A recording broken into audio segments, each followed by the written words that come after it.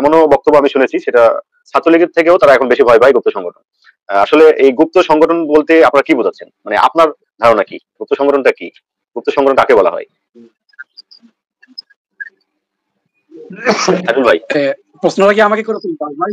হ্যাঁ, হ্যাঁ, খায়রুল ভাইকে করছি। সরি ভাই, আপনার নেটওয়ার্ক সমস্যা ছিল তো, কাকে প্রশ্ন করছেন না। ভাই গুপ্ত সংগঠন বলতে যেমন ধরেন আমি আছি, আমি বিএনপি রাজনীতি করি। এখন যদি আমি বিএনপি রাজনীতি করে গিয়ে ছাত্রলীগের সাথে তাল মিলিয়ে চলি, কেমন লাগবে ভাই? গুপ্ত রাজনীতি হবে না? ঠিক তেমনি আপনার দেখেন জামাত শিবির, জামাতের অংশ শিবির, ছাত্র শিবির যে সংগঠনটা আছে, বিগত 2014 থেকে প্রায় গুপ্তভাবে রাজনীতি করছে।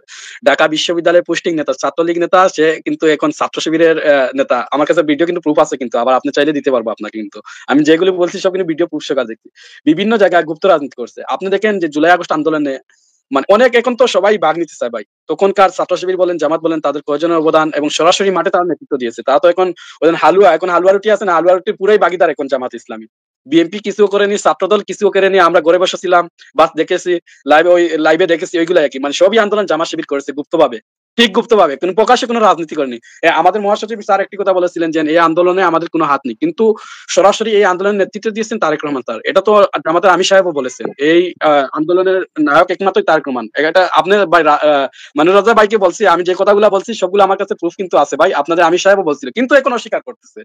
বিভিন্ন জায়গায় বলবে দেখবেন বিএনপি, ছাত্রদল, যুবদল কোনো আন্দোলন করেনি, শুধু ছাত্র শিবির জামাত করছে। জামাতের আমির সাহেব বলছে এটা, জামাতের, হ্যাঁ খায়রুল ভাই, জামাতের আমির সাহেব এটা বলছে যে তারেক সাহেব নেতৃত্ব দিয়েছে। হ্যাঁ, ভিডিও করতে হবে না, আপনি মুখে বললেই হবে। হ্যাঁ, কেন বললাম, ওই যে আমাদের একটা অনুষ্ঠান ছিল, অনুষ্ঠানে জনাব তারেক রহমান স্যার ওখানে উপস্থিত ছিলেন ভিডিও কনফারেন্সে। তখন জামায়াতের আমির সাহেব বলছেন এখন উপস্থিতিতে আছেন বাংলাদেশের জুলাই আগস্ট আন্দোলনের মহানায়ক জনাব তারেক রহমান স্যার। কিন্তু ওই প্রোগ্রাম পর থেকে অনেকটাই যেমন ধরেন মাইনাস প্রক্রিয়ার রাজনীতি জামায়াতের আমির সাহেব বলেন, পুরাই মাইনাস প্রক্রিয়ার রাজনীতি করে আসছেন। যেমন ধরেন এখন শোনা যায় যে জামাত শিবির, জামাত শিবির, জামাত শিবির, কি যেন কি একটা উল্টা পাল্টা বলেন, আমি তো নিজেই বলতে পারবো না ভাই, বুঝছেন? আর গুপ্ত তো আপনার গুপ্ত কতটুকু প্রমাণ দিব আপনার কাছে? আমি তো ভিডিও সবগুলা, আমি চ্যানেলে যে ভিডিওগুলো আসে সবগুলো তো সত্য হতে পারে, আবার মিথ্যা হতে, সব তো আর মিথ্যা না, সত্য আছে আমার কাছে, সবগুলো আমি প্রমাণ এড করে রেখেছি। গুপ্ত রাজনীতি থেকে সরাসরি আমরা তো ভাই ক্যাম্পাসে তো ছাত্রদল কতবার মার খেয়েছে আপনারা তো দেখছেন। ঢাকা বিশ্ববিদ্যালয়ে বারবার ছাত্রলীগের হাতে নির্যাতিত হয়েছে, তারপরে ক্যাম্পাস ছাড়েনি, ছাত্রদলের পরিচয় দিয়ে বেঁচেছে।